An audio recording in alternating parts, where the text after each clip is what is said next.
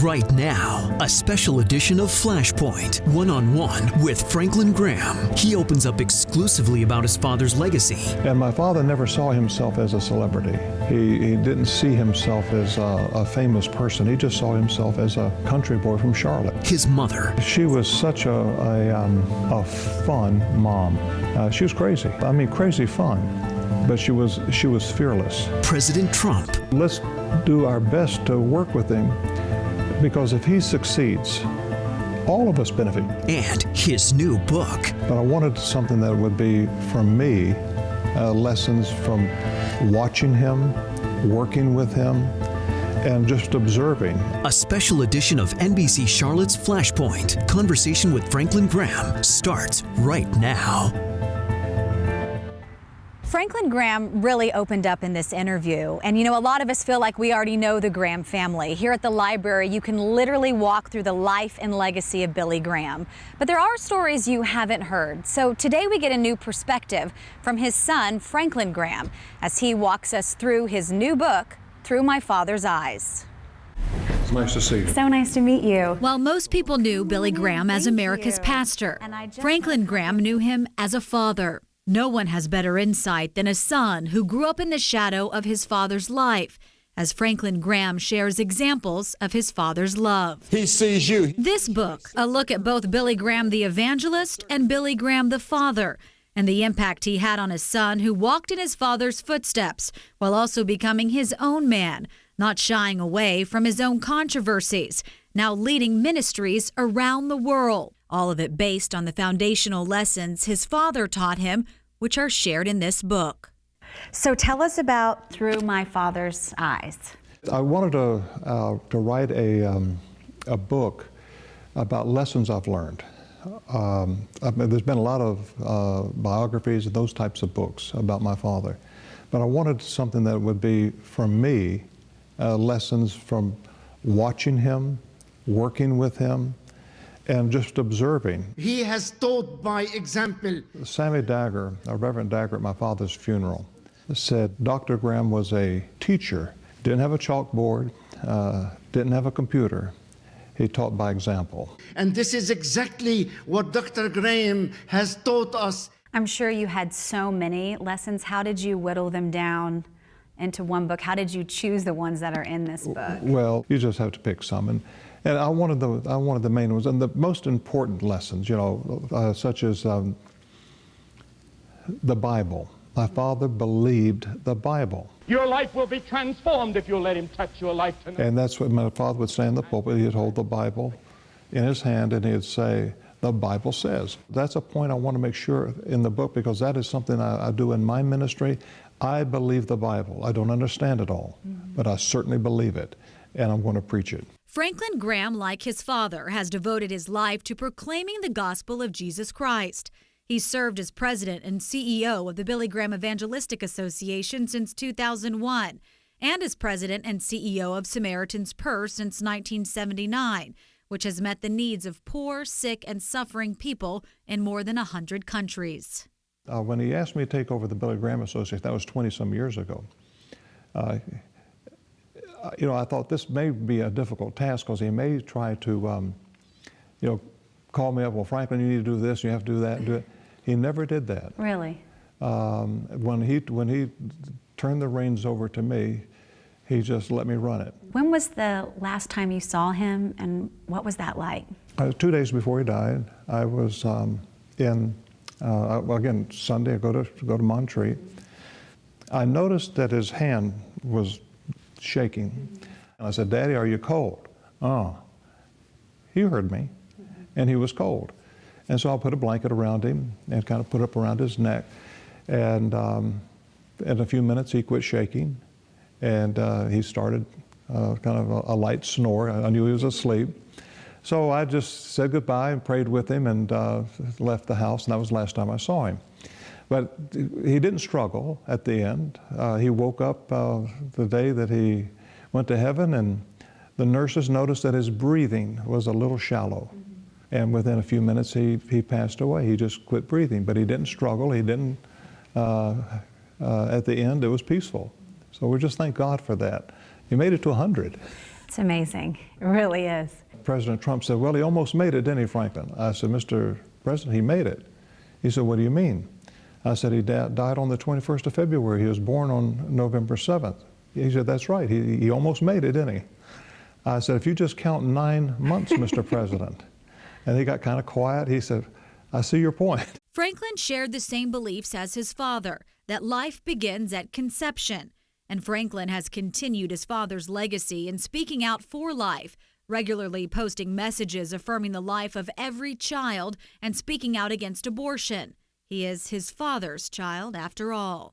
And with a life and legacy that touched so many, it was only fitting that he'd make his way back to Charlotte, where it all began to be laid to rest. The coverage for us, seeing all those people lining the streets, the signs, the fire trucks, the American flags, it was really amazing. What was it like for your family firsthand? It was incredible, the outpouring of love from the people of North Carolina for my father.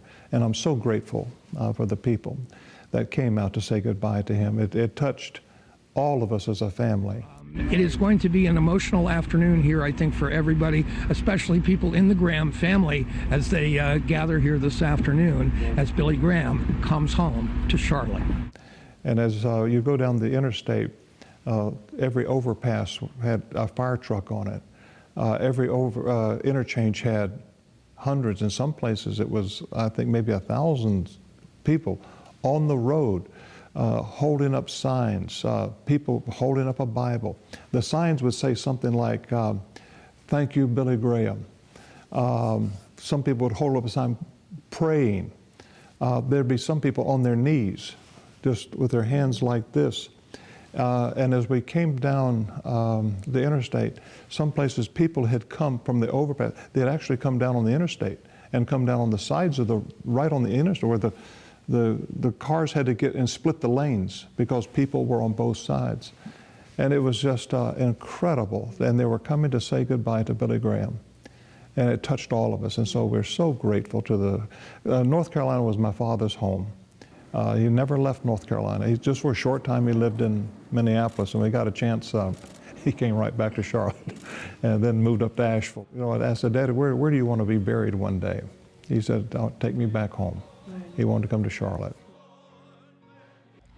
So Franklin fulfilled his father's wish and brought him home here to Charlotte to be buried next to the love of his life, Ruth Graham, the woman behind it all. And Franklin says he wouldn't be the man he is today without his mother. More on that coming up after the break.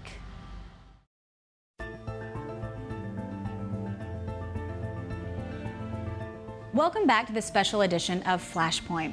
When you talk to Franklin Graham, he always says it was God behind Billy Graham.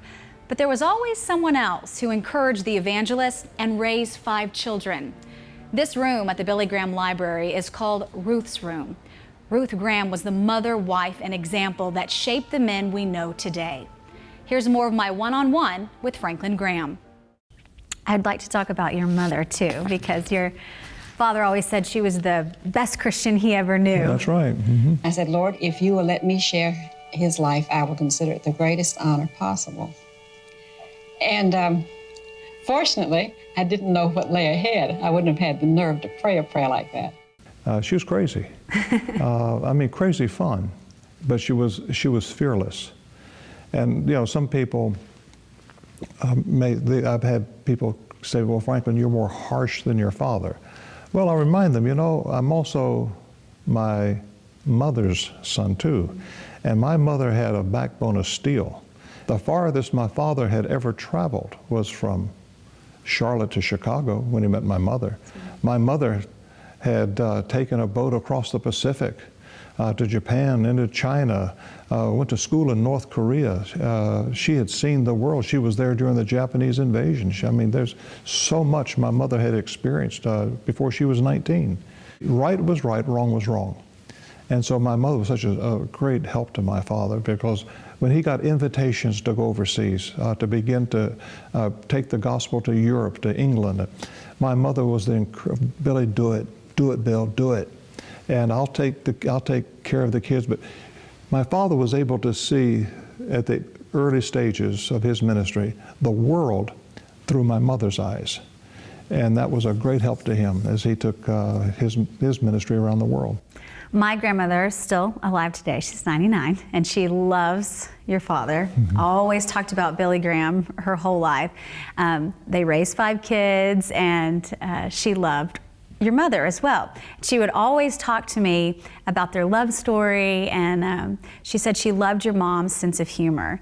And she would always tell me this quote that I guess a reporter was asking them, well, you know, Billy's always traveling. Have you ever contemplated divorce? And your mom joked and said, divorce, never. Murder, yes. That's and right. my grandmother thought that was so funny. And so talk to me about your parents' love story. When my mother passed away, you know, we didn't think Daddy would live 6 months because he loved her so much, and there was such a void in his life.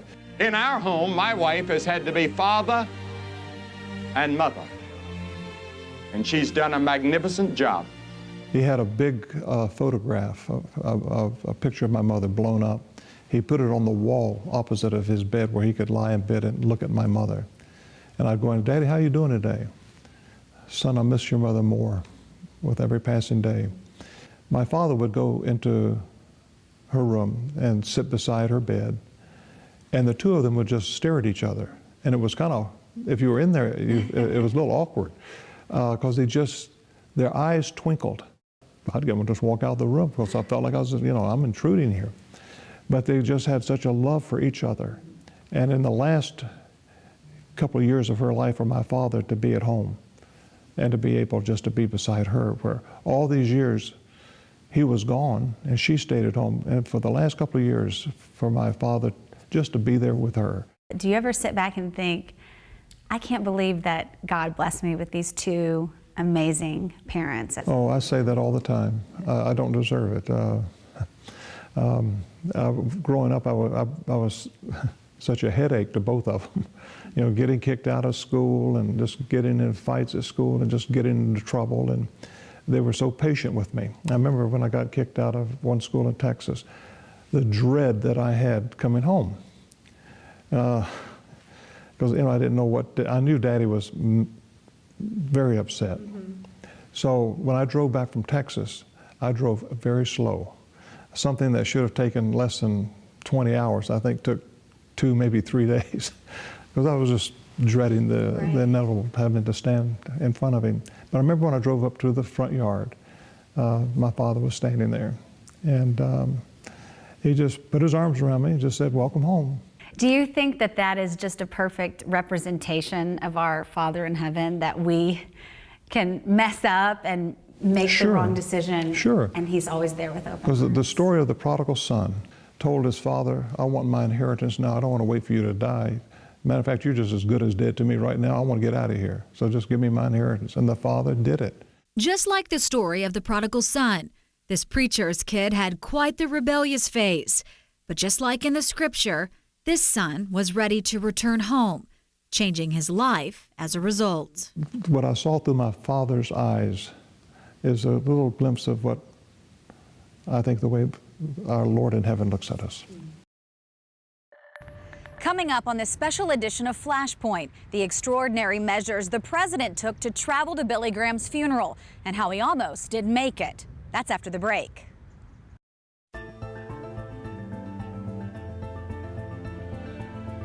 It was right here in front of Billy Graham's childhood home where his funeral was held, with nearly 2,300 people in attendance.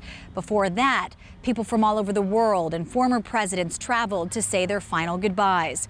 But Franklin told me the most high-profile attendee of them all almost didn't make it.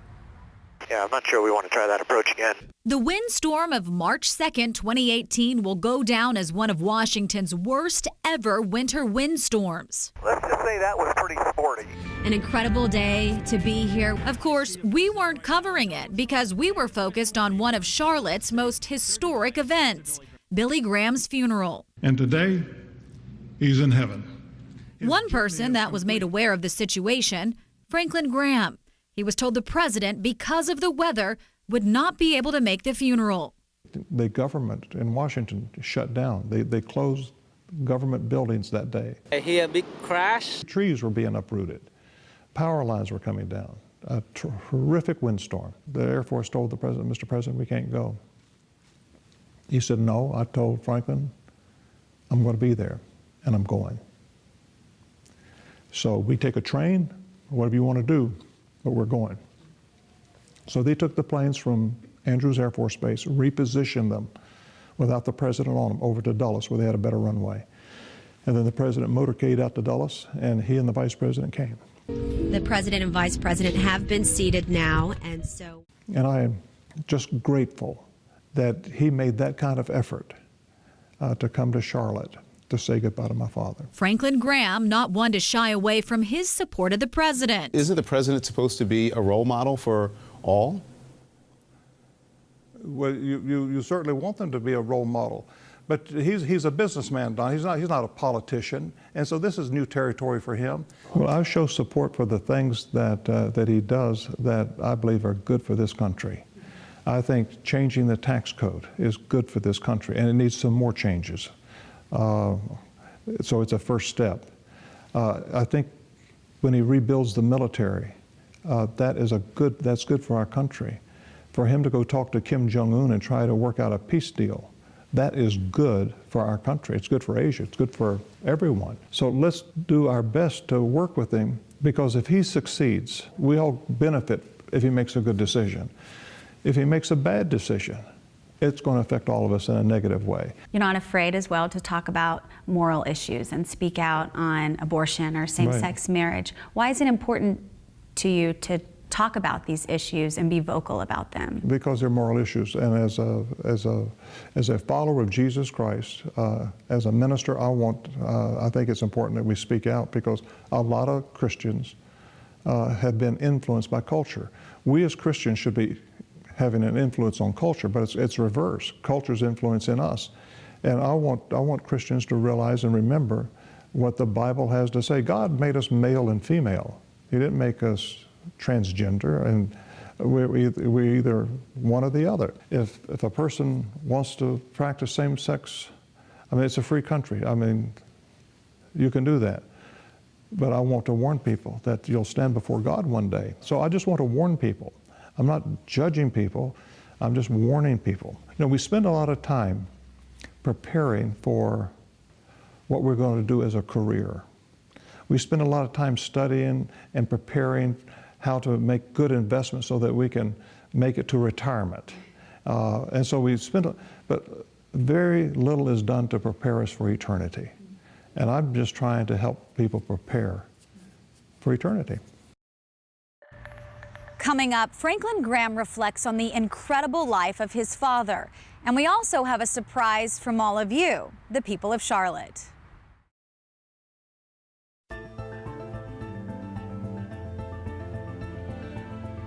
Here at the Billy Graham Library, Franklin said his father didn't want his name anywhere on the building. Instead, he wanted people to enter here at the foot of the cross, an example of who was behind the evangelist.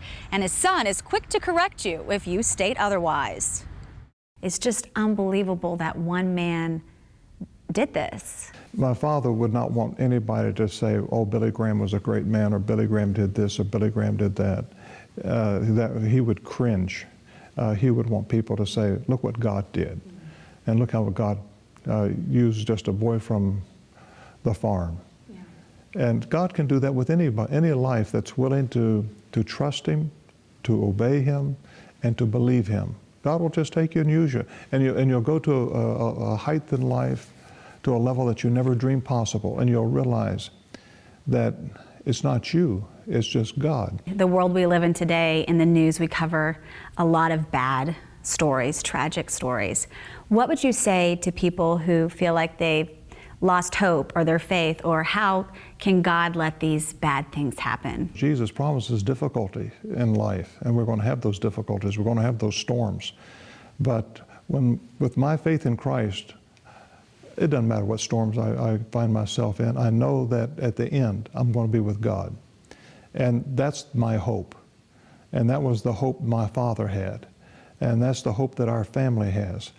That when this life comes to an end, whenever that may be, I'm going to be in His presence for eternity. We're here on this earth just for a short time. eternity. It's hard for our minds to get around forever and ever and ever and ever. And that's what we're going to be, in the presence of God for eternity.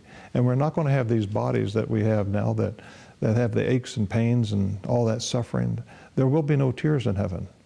And that's the beauty. That's my hope. That's where I'm looking forward to be one day. But until then, there's work to do, and I'm going to do what I can. And I'll see my father again.